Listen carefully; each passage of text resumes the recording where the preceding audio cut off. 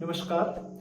आज की इस वीडियो से हम शुरुआत कर रहे हैं योग में बताई गई मुद्राओं के बारे में। तो सबसे पहले तो हम इसमें एक सीरीज चलाएंगे जिसमें कि आपको सभी हस्त मुद्राओं के बारे में बताया जाएगा। उसके बाद धीरे धीरे बॉडी की जितनी भी मुद्राएं बताई गई है, योग शास्त्रों में बताई गई है, तो उन सभी योग मुद्राओं को हम एक एक वीडियो में करके आपको बताएंगे, समझाएंगे, उसके क्या क्या बेनिफिट्स आपको हो सकते हैं, किस तरह से आपको वो करने हैं और किन लोगों को उसे करना है और किन लोगों को उसे नहीं करना है। तो इन सभी चीजों के बारे में हम बात करेंगे।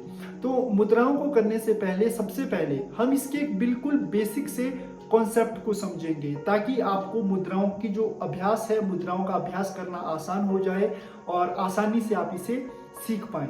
तो मुद्राओं को अगर आपको आसानी से सीखना है तो सबसे पहली चीज आपको जिसके बारे में पता होना चाहिए वो है पंच महाभूत, यानी कि 5 एलिमेंट्स। तो आज की इस वीडियो में हम सबसे पहले सीखेंगे पंच महाभूतों के बारे में, पंच तत्वों के बारे में, जिससे कि हमारा शरीर बना है और इस पूरे संसार की उत्पत्ति भी जिन तत्वों के कारण हुई है।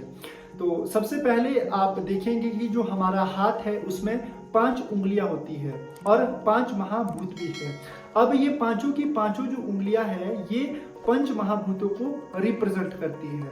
अगर हम इसको एक सीक्वेंस वाइज देखें कि किस तरह से हम इन पंच महाभूतों को याद कर सकते हैं और इन्हीं के आधार पर वो जितनी भी हम मुद्राएं करेंगे उनका जो बेस होगा ये पंच महाभूत ही होगा। तो सबसे पहले अगर हम बात करें कि हमारी कौन सी उंगली किस एलिमेंट को रिप्रेजेंट करती है, तो सबसे पहली जो हमारी उंगली है, सबसे पहला जो हमारा एलिमेंट है उससे हम शुरुआत करेंगे। तो सबसे पहला जो एलिमेंट है वो है आकाश तत्व, और जो ये अनामिका उंगली है, जो हमारी मिडिल फिंगर है, ये आकाश तत्व को रिप्रेजेंट करती है। अब आकाश तत्व जो होता है, अगर हम इसको पहले बाहरी स्तर पर देखें, अपने ब्रह्मांड के स्तर पर देखें, तो जितना भी खाली स्थान हमारे ब्रह्मांड में है वो आकाश तत्व ही रिप्रेजेंट करता है। और अगर इसी चीज को हम अपने शरीर पर लागू करें तो हमारे शरीर में जितना भी खाली स्थान है, जितनी भी कैविटीज हमारी बॉडी के अंदर है, वो सभी की सभी आकाश तत्व को रिप्रेजेंट करती है। अब आकाश तत्व हो गया। आकाश तत्व के बाद जिसकी उत्पत्ति हुई है वो है वायु तत्व। वायु तत्व यानी कि एयर एलिमेंट। पहले अगर हम पूरे ब्रह्मांड के बारे में देखें तो जितना भी वायुमंडल है, जितनी भी गैसेस पूरे ब्रह्मांड में है, वो वायु को रिप्रेजेंट करती है, जिसके कारण हम आपस में कम्युनिकेट करते हैं, वो वायु तत्व ही है। और अगर इस चीज को हम अपनी बॉडी के साथ जोड़ के देखें तो हमारी बॉडी में जितनी भी गैसें हैं, जो हम सांस ले रहे हैं, छोड़ रहे हैं, वो वायु तत्व को रिप्रेजेंट करती है। सबसे पहले आ गया हमारा आकाश तत्व। आकाश तत्व के बाद आया वायु तत्व। अब वायु तत्व के बाद उत्पत्ति हुई अग्नि तत्व की। अग्नि तत्व रिप्रेजेंट करता है हमारा अंगूठा। अब अगर पहले पूरे ब्रह्मांड के बारे में बात करें तो जितनी भी एनर्जी ऑफ फॉर्म हमारे पूरे ब्रह्मांड में है, सूर्य से हमें जो एनर्जी प्राप्त होती है, ये सारी की सारी एनर्जी रिप्रेजेंट करती है फायर एलिमेंट को। उसी तरह से हमारी बॉडी के अंदर जो हीट है, एनर्जी है, जिस कारण हम चल फिर पा रहे हैं, हमारी जो भूख प्यास है, हमें भूख लगती है, या जो हम खाना खाते हैं, पानी पीते हैं, जो मेटाबॉलिज्म हमारी बॉडी के अंदर हो रहा है, या भोजन जो पच रहा है, वो फायर एलिमेंट के कारण ही हमारा हो रहा है, या जिस कारण हमारी बॉडी गर्म रहती है वो अग्नि तत्व के ही कारण हमारी बॉडी में होती है। 3 एलिमेंट्स के बारे में आपने पढ़ लिया। इसके बाद बचता है 2 एलिमेंट और।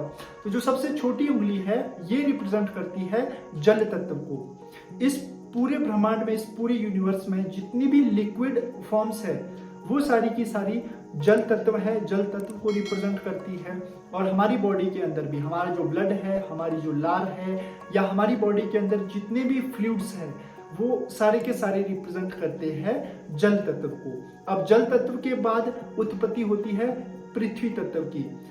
पूरी यूनिवर्स में जितनी भी सॉलिड चीजें हैं, जितने भी ठोस पदार्थ हैं, वो सारे के सारे रिप्रेजेंट करते हैं आपके पृथ्वी तत्व को। और हमारी बॉडी के अंदर हमारा जो हार्ड मास है, जितना भी सॉलिड चीजें आप अपनी बॉडी में छू सकते हैं या देख सकते हैं, वो सारी की सारी सॉलिड चीजें पृथ्वी तत्व को ही रिप्रेजेंट करती है। और ये पांचों उंगलियां, हमारे हाथ की ये पांचों उंगलियां भी एक एक एलिमेंट्स को रिप्रेजेंट करती है। तो इस तरह से आप इन पंच तत्वों को याद कर सकते हैं। यही इनका सीक्वेंस है। और आने वाले वीडियोस में जो हम मुद्राओं के बारे में भी हम बात करेंगे, उसमें भी आपको इन पंच तत्वों को ध्यान में रखते हुए उन सभी मुद्राओं को करना है। तो उम्मीद है कि आपको ये वीडियो आज पसंद आई होगी। अगर आपका कोई क्वेश्चन इसके अलावा भी रहता है तो आप मुझे कमेंट्स में लिखिए। व्हाट्सएप नंबर मैंने आपको दे रखा है डिस्क्रिप्शन में, वहां से आप कांटेक्ट कर सकते हैं। बाकी इसके बाद आपको एक एक करके हर दूसरे दिन आपको वीडियोस आएगी जिसमें कि आपको हर एक मुद्राओं के बारे में सब कुछ बताया जाएगा, क्या क्या उसके बेनिफिट्स हैं, किन लोगों को करना है, वो सब कुछ आपको उसमें बताया जाएगा। तो जुड़े रहिए हमारे इस चैनल के साथ। वीडियो अच्छी लगी हो तो वीडियो को लाइक कीजिएगा और हमारे चैनल को सब्सक्राइब जरूर कीजिएगा। धन्यवाद।